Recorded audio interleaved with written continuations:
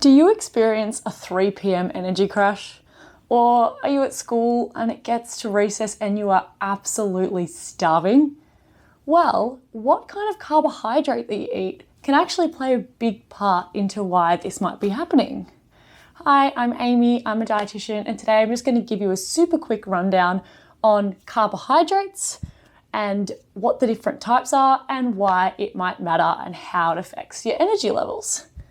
So, if we have a look at this lovely diagram here, it sort of shows us that the two different types of carbohydrates are actually a little bit different on how they affect our blood glucose levels.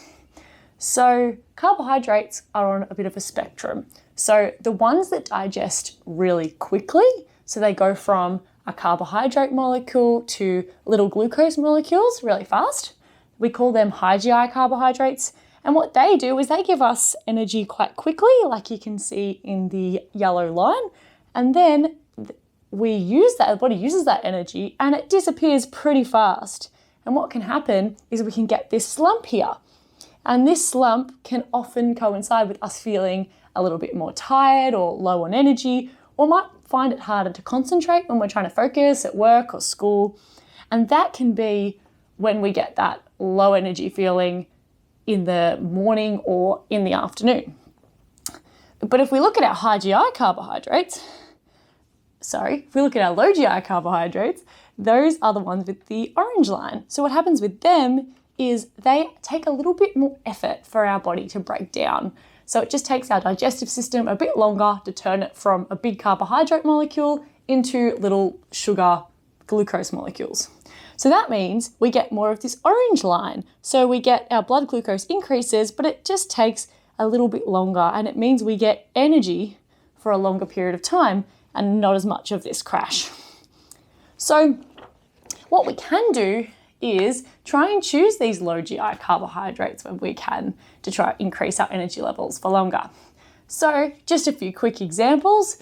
Some of the things that are high GI are things like white bread or jasmine rice, English muffins, rice crackers or biscuits like Savoys, and also lollies and sweet biscuits like teddy bear biscuits or Tim Tams. So those foods, maybe not surprisingly, you eat those and they give you energy for a bit, but we do run out pretty quickly. Compared to our more low GI carbohydrates, for example, which might be a sourdough bread or a high fibre low GI bread from Baker's Delight, or you can get them from Coles or Woolies now as well, or things like basmati rice or sweet potato. There's many, many more, but you can sort of see how these two things, they're all carbohydrates, but they act really differently on us and they really affect our energy levels. One final thing that I will leave you with to think about is high GI carbohydrates.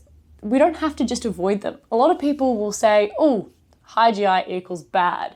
And that just really doesn't make sense when we think about it, because as soon as we eat a high GI carbohydrate with another food, and if that food is something with protein in it, or something with fat in it, or something with fiber in it, those other three nutrients, they really slow down the digestion of that carbohydrate, meaning that we end up getting that more slow release of glucose into our blood, which means we end up with energy for longer. So really main takeaway point of today is, if you can, either switch to low GI or make sure you add protein, fiber or fat next time you have a high GI carbohydrate. So hopefully you enjoyed that today. And if you've got any questions or you'd like to hear more videos about nutrition and how what we eat affects how we feel energy levels wise, please comment below and let us know.